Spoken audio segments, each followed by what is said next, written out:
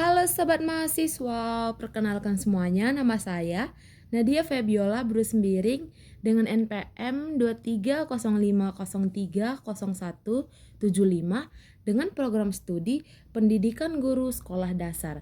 Baiklah teman-teman semuanya, di sini saya akan menjelaskan tentang strategi pembelajaran berbasis proyek atau disebut dengan PBL dan pembelajaran berbasis masalah PBL dan pembelajaran hasil kontekstual atau CTL. Di sini saya akan memberikan skenario. Skenario pertama pendahuluan, lanjut ke input, lanjut memahami konsep, mengerjakan LK, dan pembahasan serta penguatan. Teman-teman semuanya, di sini saya akan menjelaskan tentang pengertian pembelajaran berbasis proyek. Pembelajaran berbasis proyek atau sering kita sebut sebagai project based learning adalah pembelajaran yang menggunakan proyek kegiatan sebagai media. Peserta didik melakukan eksplorisasi, penilaian, implementasi, sintesis, dan informasi untuk menghasilkan berbagai bentuk hasil belajar. Prinsip-prinsip pembelajaran berbasis proyek. Yang pertama, pembelajaran berpusat pada peserta didik yang melibatkan tugas-tugas pada kehidupan nyata. Kedua, tugas proyek menekankan pada kegiatan penelitian berdasarkan suatu tema ataupun topik yang telah ditentukan dalam pembelajaran. Yang ketiga, menyediakan ataupun eksperimen dilakukan secara otentik dan menghasilkan produk nyata. Yang keempat, produk, laporan, ataupun hasil karya tersebut selanjutnya dikomunikasikan untuk mendapat tanggapan dan umpan balik untuk perbaikan proyek berikutnya. Selanjutnya, saya akan menjelaskan juga tentang manfaat pembelajaran berbasis proyek. Manfaat yang pertama, memperoleh pengetahuan dan keterampilan baru dalam pembelajaran. Kedua, meningkatkan kemampuan peserta didik dalam pemecahan masalah. Ketiga, membuat peserta didik lebih aktif dalam memecahkan masalah yang kompleks. Yang keempat, mengembangkan dan meningkatkan keterampilan peserta didik dalam mengelola sumber, bahan, dan alat untuk menyelesaikan tugas.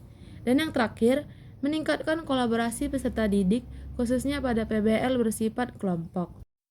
Selanjutnya teman-teman, saya akan juga menjelaskan tentang langkah-langkah berbasis proyek. Langkah pertama itu kita selalu menentukan proyek apa yang harus kita kerjakan. Yang kedua, merancang penyelesaian proyek.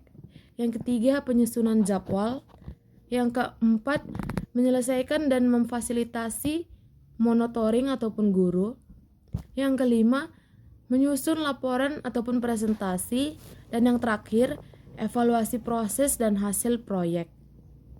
Selanjutnya, penilaian dalam pembelajaran berbasis proyek. Hal-hal yang perlu dipertimbangkan dalam penilaian pembelajaran berbasis proyek. Yang pertama itu kemampuan pengelolaan, yang kedua relevansi, ketiga keaslian.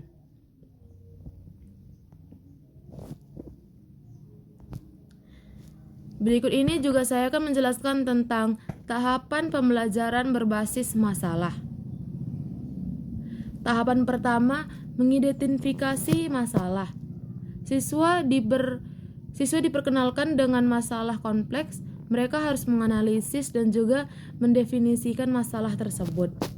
Yang kedua, mengumpulkan informasi. Siswa mencari dan mengumpulkan informasi relevan. Mereka menggunakan berbagai sumber alat dan media penelitian. Yang ketiga, pengembangan solusi. Kelompok siswa mengembangkan berbagai alat solusi konvensional. Mereka juga harus mengevaluasi secara opsi dan secara kritis. Dan yang terakhir, presentasi dan refleksi. Siswa mempresentasikan solusi mereka.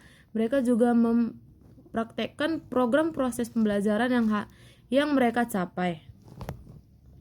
Baiklah teman-teman, di sini juga saya akan menjelaskan tentang manfaat pembelajaran berbasis masalah. Manfaat pertama itu peningkatan kognitif, di mana meningkatkan pemahaman mendalam dan relevansi pengetahuan yang mengembangkan keterampilan berpikir tingkat tinggi. Yang kedua, keterampilan sosial, meningkatkan keterampilan dan kemauan komunikasi dalam kolaborasi. Yang ketiga, motivasi belajar. Meningkatkan minat dan keterlibatan siswa, menghubungkan pembelajaran dengan dunia nyata. Dan yang terakhir, kesiapan karir. Mengembangkan keterampilan yang dibutuhkan di tempat kerja, meningkatkan kemampuan adaptasi terhadap situasi baru.